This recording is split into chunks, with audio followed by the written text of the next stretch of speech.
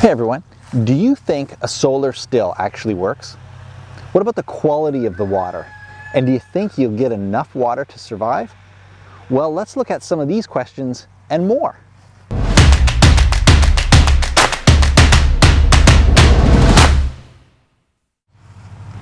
Hey gang, it's Pete from KnifeUp.com, and I'm going to build a solar still today. If you don't know what a solar still is, well, you actually do. It's that huge hole that you dig in the ground, it might be a small one, and you cover it with plastic, and then it gathers the water as it evaporates on the underside of it, and then you drink that water to survive. We're going to take a look at, does it actually work? I've wanted to know for a while. I'm going to find out. You are welcome to come along for the ride. So today we're going to be talking about something not so much knife oriented, although I've got my survival knife, but more related to the outdoors magazine part. What I'm talking about is finding water. So we actually have a really neat article on our website. You can see the link in the description below. Let me paint the picture for you. You're out on a hike. You lose your way, you don't know where you are, you're nowhere near water, and you're nowhere near people. And that's really the scenario that you would find yourself in. I don't know how likely that is, but it could happen, right? So here's the thing. How do you find water when you need it the most? Well, we're going to do something today which you've probably heard about many, many times, but I don't know if you've ever seen it done, because I haven't seen it done. I'm only going to do this because I've been told it works. So we're going to prove it. What I'm going to do is I'm going to dig a hole.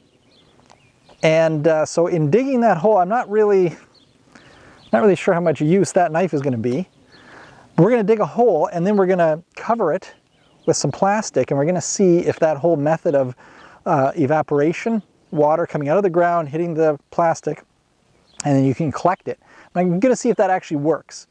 All right, so it's going to be a bit of an experiment, but I'm looking forward to getting started. And we'll see what happens right here. By the way, I'm standing kind of in the middle of the base of an old wood chip pile in my backyard, just because I'm kind of cheating. The ground here is softer, so that's kind of my cheat. So I'm going to start digging away.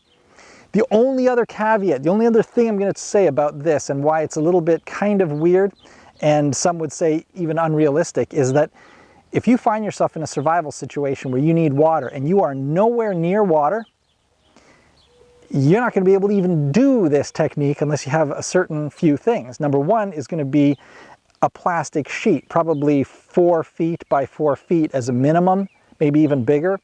And then you've got to have something to collect water. Okay, well, you might have those two things if you're lucky, but then you got to have a shovel or a spade. Wow, okay. So I don't know who's going to carry that necessarily. You got to really foresee some issues with that to have one of those present. So those are the minimum, but then you got to find some rocks in addition to that. So there's a few challenges. But anyway, I'm just gonna see if this is even possible. All right, so here we go. All right, let's see if this works. All right, so let's see what you're going to need to have in your backpack in order to successfully find some water. Okay, first thing, you're going to need a piece of clear plastic, approximately 4 feet by 4 feet. Probably the bigger the better, and it needs to be clear because that's the only way the sun is going to be able to penetrate this and hit the moisture inside the hole in order to evaporate the water so that it condenses on the underside of this plastic, and then you can gather it. If it's black and opaque, the sun isn't going to reach the water in order to begin the evaporation process, right? So you got to have that. The next thing you got to have is something to collect the water. It's a sour cream container that I have here, but I don't know what you're going to have. I would suggest not a water bottle. A water bottle has too small a mouth on it. It's not going to work very well. You're going to miss a lot of the water. So something wide mouth, I'll leave that with you. It could be tough to find something like that. Something natural in the forest, I don't know. The next thing you're going to want to find, or the next thing you're going to have, I should say, is one of these little guys. It's a camp shovel, or a camp spade. There's one we really like on Amazon. You can see it in the description. There's a link in the description below. and you really do need one of these. If you don't have something like this, honestly, a survival knife isn't going to really do the trick. A survival knife is never going to be able to make a hole 3 feet around and about 2 feet deep. That's the target. Eventually, you could probably do anything with a knife, but it's going to take you all day. It's not really efficient. So you're going to want something that you can dig with, and nothing better than a camp spade. And this one's so small it fits in your backpack. All right, so let's get started and let's see what we can dig. Okay, welcome back. And here I am in front of the hole that we've dug. I think from the camera's perspective, it looks like it's all white. This is actually a clear piece of plastic, but the condensation has started. In fact, it started right away as soon as I covered the hole, within about a minute. So I've been gone for about an hour, and this has not, there's condensation everywhere, but it's not actually collected any water. I don't think it has, there's no streams of water pouring down to the center, but again, it's been an hour and it's been cloudy. So I didn't expect too much just yet. One thing I want to mention before I get into the details of how we were able to just complete this little setup. If you're in an actual survival scenario, you're looking for water, you're probably going to know to go to the lowest area that you can find wherever you are, if there is such a place. You want to go to that area if it's a depression in the land somewhere, a valley or something. What you might find is that when you go to that area, dig a hole there, within an hour or a relatively short period of time, you might find that hole actually has some water in it, just because there's no resistance where you've removed the dirt. For example, the same thing at the beach. If you dig a hole in the sand 10 feet from the water line, there's a good chance that within a few minutes it'll be filled with some water. But if you do find yourself in that scenario, that water is not going to look very nice. Or if you find water somewhere else, it might be muddy and kind of gross. I have a solution. In fact, this is probably the absolute best solution I've ever found. It's called the Life Straw. Sounds like a nice sales pitch I'm giving you here, but I'm telling you this is more for your benefit than mine, I promise. It's available on Amazon. You can see a link in the description below, but I'm telling you, I give these away to my friends. It's because it's so inexpensive. I have, I think, 4 of them in my house currently.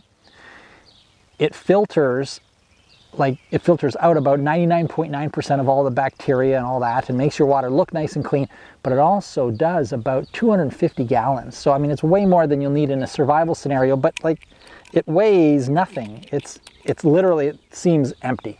So really, really a good investment, highly recommended. All right, so when I dug this hole, I made it 2.5 feet wide and 16 inches deep. That's only a tiny bit shorter or smaller than my target, which was, I think, 3 feet wide and 1.5 feet deep. The reason I made it smaller was because in my case, my plastic that I had just wasn't quite big enough to allow for a secure attachment around the edges, as well as a dip in the center of the plastic in order to direct the water down to the water container. So when I started digging the hole itself, I was able to find some rocks around in the area, but probably even a better scenario is to just use the dirt from the hole that you've dug and secure the edges really well. So 2 things are really important. You need to secure the edges of the plastic very well, not only to make sure that your whole system stays in place, but if you don't, then there's a good chance wind will get underneath the edges of the plastic and it'll really just dry up all the condensation in there, and you will have exactly 0 drops of water. It's really important that you pretty much make it, airtight. No wind under the edges. And also, it just so happens that this makes a really good rain catcher. So if you're lucky enough to be able to have any sort of rainfall in the short or the near term, then this is probably a good catcher, unless it's not secured well, and then it'll just fall in and it won't work. So anyway, a couple good reasons to secure the edges really, really well. So as I mentioned, in this case, there is no water just yet. We've only been here for an hour with this hole and no sun. So I'll be back tomorrow and I'll give you an update. We'll see how successful it is. I think it's going to be sunny, so I'll look forward to that. And yeah. We hope. All right, see you then. Okay, we are back and we are ready to uncover our still. We've been gone for about 24 hours, pretty close to that, and thankfully it's been sunny and you can still, it's still collecting as I'm looking down here. So what I'm going to do, well, I'm going to uncover this now, and we are going to check out and see how much water this is actually collected. And then I'll give you my thoughts on it. Whoa.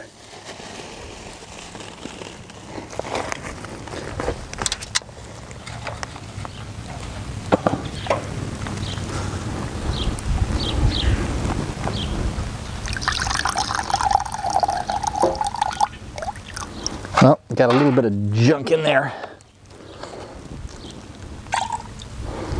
And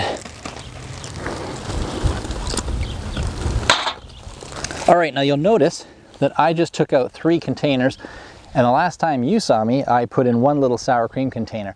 Well, I came and just shortly after that, I put in a couple more containers, learned a couple of things along the way. Now I'll show you how much water we've got in a second, but just before I do, a couple of things you need to know about this that I didn't explain in great detail last time because I wasn't even sure exactly myself. The angle of this has to be, as it goes to the center to direct the water, it has to be very, very steep. In fact, it should be almost as steep as like from the edge here down 2 feet to the actual container, almost touching the container. If you don't, even though you think there's an angle, a decent angle, what I saw shortly after I left last time is that the water was collecting in nice beads, and I'm like, yeah, all right. And I kind of tapped it gently to direct them to the center because they weren't flowing to the center, and they were falling off before they even got to the center to drop into the water bucket. Like,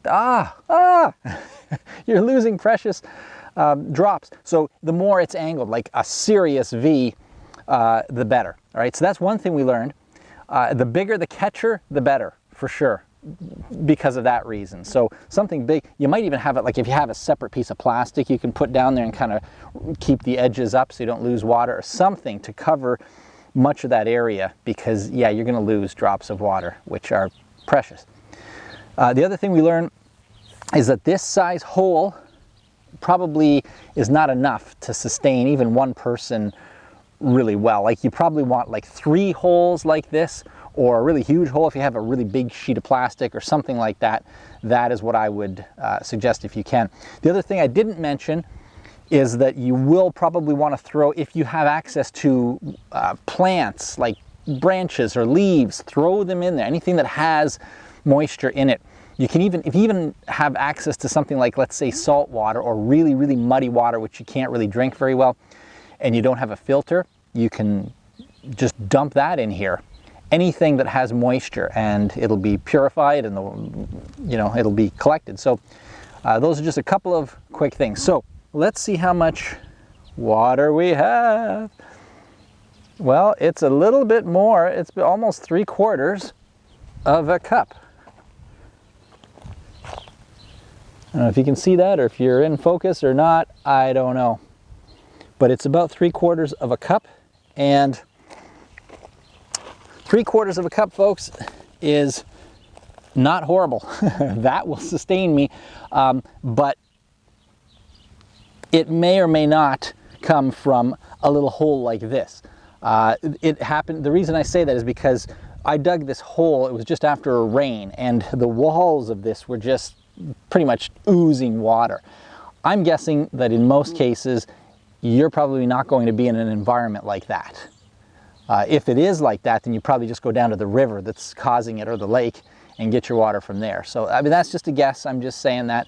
But this is a decent amount, but really, it's not going to quench your thirst. It'll just keep you alive for that much longer.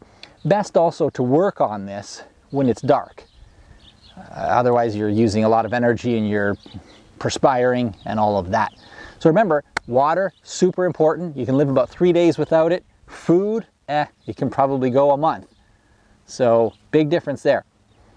Well guys, if you have enjoyed this presentation of our solar still, there's tons of videos that we have on knifeup.com. You can check out some of them over my shoulder here somewhere. We've got one about how to build a fire if you're, again, in this sort of scenario. How to build a fire without using gasoline and a torch, which a lot of people like to do, trust me. We'd love to keep providing videos for you, and we hope to do that for many years. Until next time, remember, Knife Up is bringing you the best of knife reviews, gear suggestions, and a ton of useful information on all things outdoors. We'll talk soon. I have no idea if it's going to work. Oh,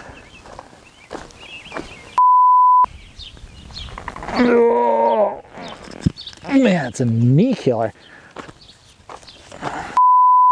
Right, so let's get started and let's see what we can dig.